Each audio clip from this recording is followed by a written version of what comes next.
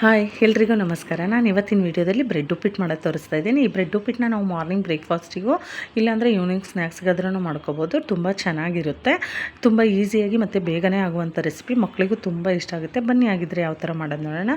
ನಾನು ಫಸ್ಟು ಬ್ರೆಡ್ನ ಈ ಥರ ಚಿಕ್ಕದಾಗಿ ಕಟ್ ಮಾಡಿ ತೊಗೊಂಡಿದ್ದೀನಿ, ತುಪ್ಪ ತೊಗೊಂಡಿದ್ದೀನಿ. ಆಮೇಲೆ ಒಗ್ಗರಣೆಗೆ ಎಣ್ಣೆ, ಸಾಸಿವೆ, ಜೀರಿಗೆ, ಕರಿಬೇವು, ಈರುಳ್ಳಿ, ಮೆಣಸಿನ್ಕಾಯಿ, ಕೊತ್ತಂಬರಿ ಸೊಪ್ಪು, ಅರಿಶಿನ ಮತ್ತು ಸ್ವಲ್ಪ ನಿಂಬೆ ರಸ, ಉಪ್ಪು ತೊಗೊಂಡಿದ್ದೀನಿ. ಇವಾಗ ಫಸ್ಟು ನಾವು ಬ್ರೆಡ್ನ ಬಿಸಿ ಮಾಡ್ಕೋಬೇಕು.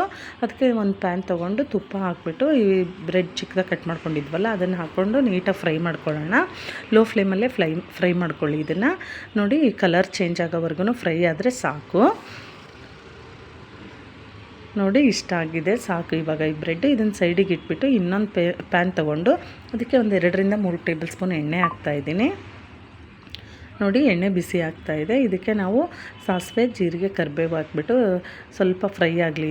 ಇದು ಫ್ರೈ ಆದಮೇಲೆ ನಾವು ಚಿಕ್ಕದಾಗಿ ಕಟ್ ಮಾಡ್ಕೊಂಡಿದ್ವಲ್ಲ ಈರುಳ್ಳಿ ಮತ್ತು ಮೆಣಸಿನ್ಕಾಯಿನೂ ಹಾಕಿ ಒಂದು 2 ನಿಮಿಷ ಫ್ರೈ ಬಿಡೋಣ. ನೋಡಿ, ಇದಕ್ಕೆ ನಾನು ಉಪ್ಪು ಹಾಕ್ತಾಯಿದ್ದೀನಿ. ಉಪ್ಪು ಹಾಕಿದರೆ ಈರುಳ್ಳಿ ಬೇಗ ಸಾಫ್ಟ್ ಆಗುತ್ತೆ ಅಂತ. ನೋಡಿ, ಇವಾಗ ಇಷ್ಟು ಫ್ರೈ ಆಗಿದೆ. ಇದಕ್ಕೆ ನಾನು ನೋಡಿ, ಇಷ್ಟು ಫ್ರೈ ಆದರೆ ಸಾಕು. ಇದಕ್ಕೆ ನಾನು ಅರಿಶಿನ ಮತ್ತು ಸ್ವಲ್ಪ ಗರಂ ಮಸಾಲ ಹಾಕ್ತಾಯಿದ್ದೀನಿ. ಇದನ್ನು ಮತ್ತೆ 1 ನಿಮಿಷ ಫ್ರೈ ಮಾಡೋಣ ನೀಟಾಗಿ. ನೋಡಿ, ಇಷ್ಟು ಫ್ರೈ ಆದರೆ ಸಾಕು. ಇದಕ್ಕೆ ನಾನು ಬಿಸಿ ಮಾಡ್ಕೊಂಡಿದ್ವಲ್ಲ ಬ್ರೆಡ್ಡು, ಆ ಬ್ರೆಡ್ನ ಹಾಕಿ ಚೆನ್ನಾಗೆಲ್ಲ ಮಿಕ್ಸ್ ಮಾಡೋಣ. ಲೋ ಫ್ಲೇಮಲ್ಲೇ ಇಟ್ಕೊಂಡು ಮಾಡಬೇಕು ಇದನ್ನು.